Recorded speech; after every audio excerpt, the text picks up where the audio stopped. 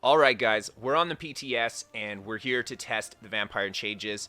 I created a fresh template character, but unfortunately I hit the wrong faction. It's Daggerfall Covenant.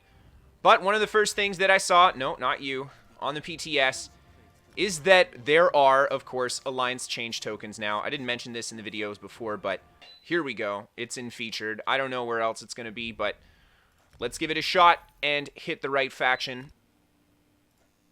Okay. Much better. So now we go through the process of putting together a proper build. This is going to take some time, so I'm going to rush through it. I just pulled the Mythic items out, and look at that beautiful orange color. Really nice. And we'll just do a little bit of a fashion show here. The Thracian Stranglers. They all have their own kind of unique design now. I don't think we've seen that style before. And the chest piece. It's pretty ugly.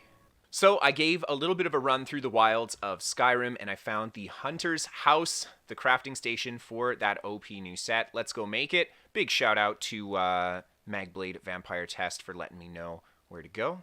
Alright, so this is for you guys who maybe aren't as familiar with the PTS. You can get all the materials you need from the Ultimate Crafting Crate. Pretty much everything's in there, and then you've got a consumables pack for stuff to just upgrade your character, like riding speed and stuff like that. And then when you want to respec your character, what you want to do is just quickly go to the crown store, get yourself a crown skill respec scroll. And the reason I say do this is because it makes respecking so much faster. You just use the scroll, and then you're able to very quickly put things like your passives in, etc. And that's how I'm going to be able to just shift-click my crafts like this. I got my gear together. I'm at the Clockwork City. I'm going to transmute everything, make myself food, enchant, etc. This is the setup that I went with. We got 5 Amber Plasm on the Thracian Stranglers, the new Stuns Favor set on the front bar here.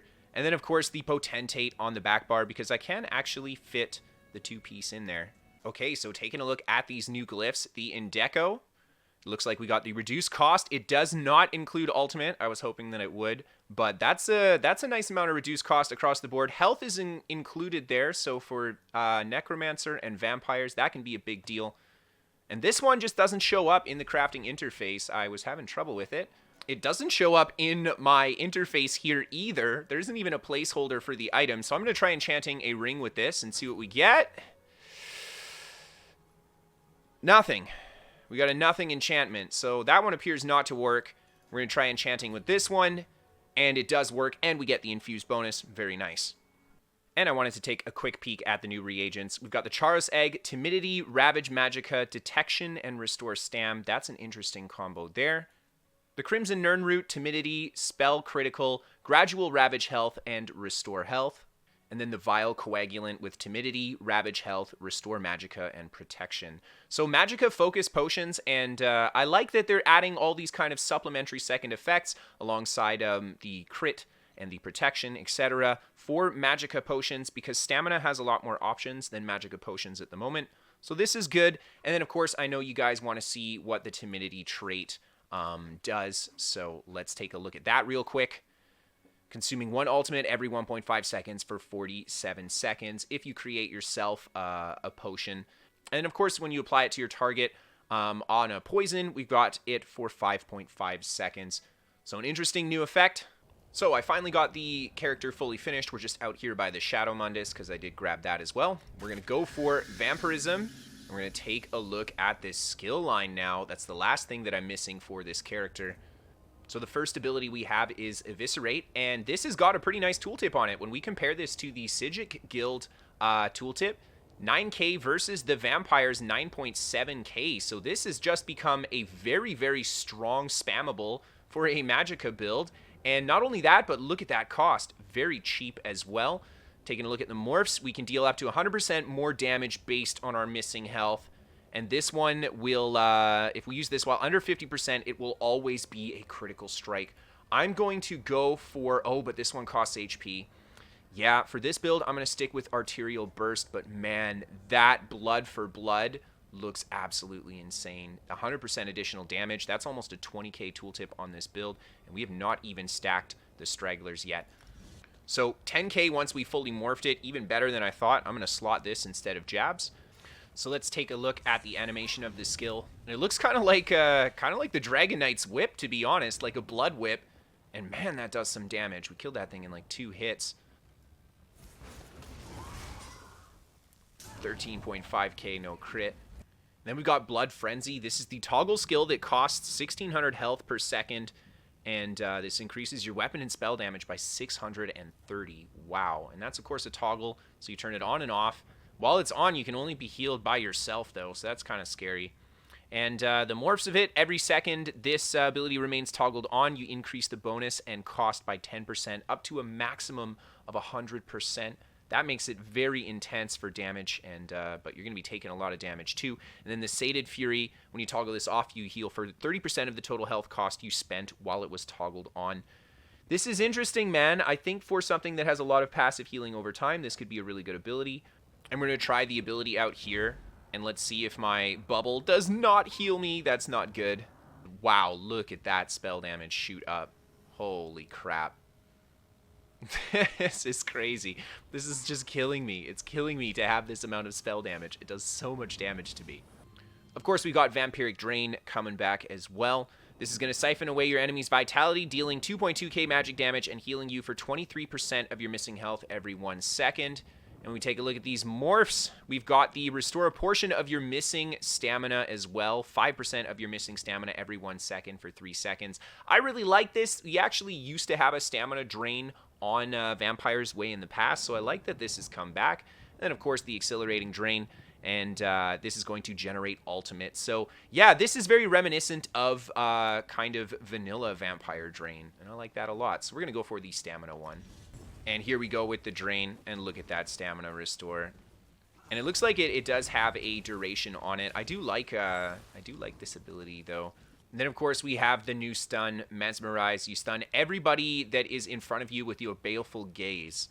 And it cannot be blocked, so it is an unblockable stun, but it will be dodgeable.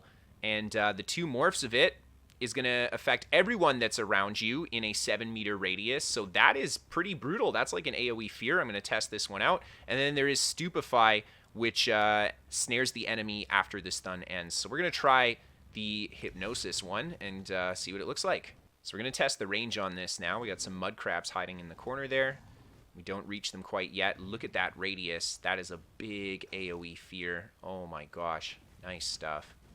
And finally, guys, we've got Mist Form. No huge changes to it in its functionality for the most part. It still reduces the damage you take by 75%. You're immune to Snare and Immobilize.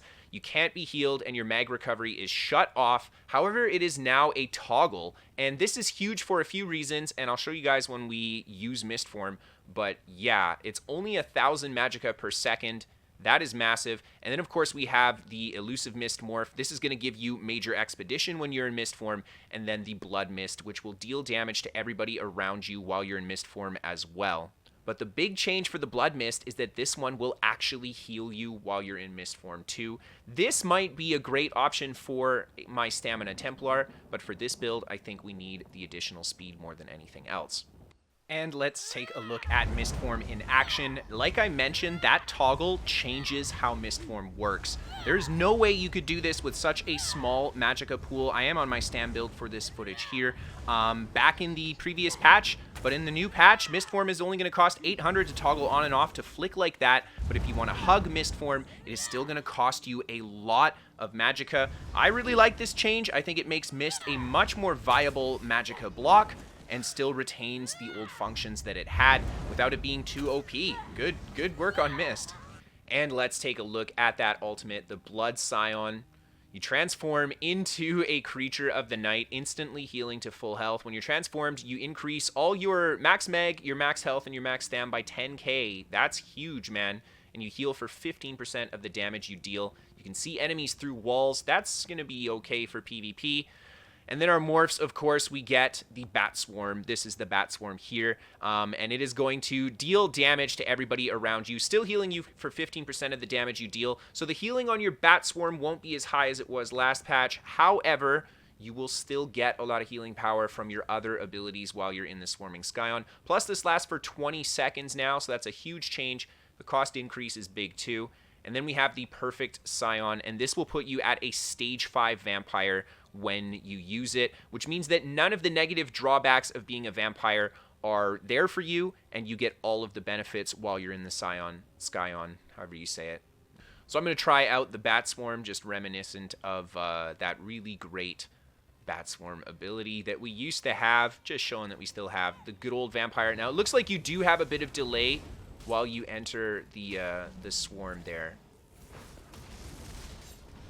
Oh my god, look at that damage. 34k, but we also have like 40k magicka. That was nuts.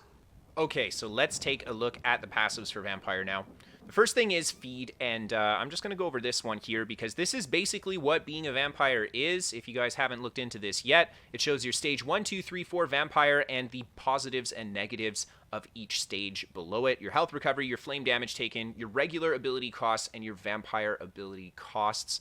For a Magicka Vampire, I think that it might be worth going into the later stages. For a Stamina Vampire, it makes it kind of tough unless you really want the Stealth passive, and we'll get to that in a sec. But nonetheless, this kind of shows you what the different stages will do. The first passive we have is Darkstalker. This just requires you to be a vampire, and you get to enter Sneak 50% faster. This is a nice passive, especially for PvP. Just being able to sneak is a big deal. And then we've got Strike from the Shadows. When you are a vampire stage 2 or higher and you leave Sneak or Invisibility or Mist Form, your weapon and spell damage is increased by 300 for 6 seconds. So this is basically the trade-off from the regen passive that we used to get. Instead of getting regen, they're going to give us damage here. And it, of course, requires you to use your vampire skills. I like how this is integrated into the vampire gameplay. So for those people who are a vampire for specific reasons, they will get this bonus, which is nice. Then the next passive we've got is Blood Ritual. Y'all know what this do. Spread around the curse or the cure, whatever you guys want to call it. And then we've got Undeath. This is going to reduce the damage you take by 30% based on your missing health. And this is at a stage 3 or higher vampire. So at this point, you start to get some real big deficits from your vampirism. Yeah, honestly, I don't know if the negatives are worth going past stage 2 unless you really want the unnatural movement. Reduce the cost of sprint by 50%. If you continuously sprint for 3 seconds, you become invisible. That is huge. Oh my gosh. And taking a look at how this guy functions, you pretty much just sprint for 3 seconds and turn invisible. And yeah, you're invisible until you stop sprinting. That's pretty much how it works. Now, I did test it. You need to hold a movement key as well as sprint at the same time. If you stop doing either, you will pop out of invisibility. So as soon as you stop sprinting, you become visible again. Now, I did have a little bit of a struggle getting it to work when you have a ranged opponent attacking you. There you see we did enter stealth even though he shot the arrow, but sometimes that would pull me out. Needless to say, this is game-changing. Everybody has access to stealth now. Templar in particular, I mean, we just throw the rune down and we can gain stamina while sprinting on a Templar. So yeah, this is good stuff for the Stamina Templar. Good stuff for a lot of different builds that aren't a Nightblade and want access to stealth. And in my opinion, this definitely edges out the Mist Form change as the coolest thing that I think Vampire gets. Yeah, just build Craft Central here. This is going to be neat. So it looks like when you rezone, it actually resets your Thracian Stranglers count. So this means, I think, that if you die, you will lose your Stranglers count as well. I'm going to go test that right now. And confirmed. You take a death, you do lose your Strangler count. So this is a huge deal for PvP. Yeah, I'm a little scared because this means that the only builds that will be able to use this set in PvP are players that are pretty much playing in a large group with friends. If you're by yourself, you will almost never get the kill count to get the huge damage bonus out of this, and if you do, you'll be really squishy, so you'll want to have group members around anyway. Yeah, I'd love to hear you guys' thoughts on this set.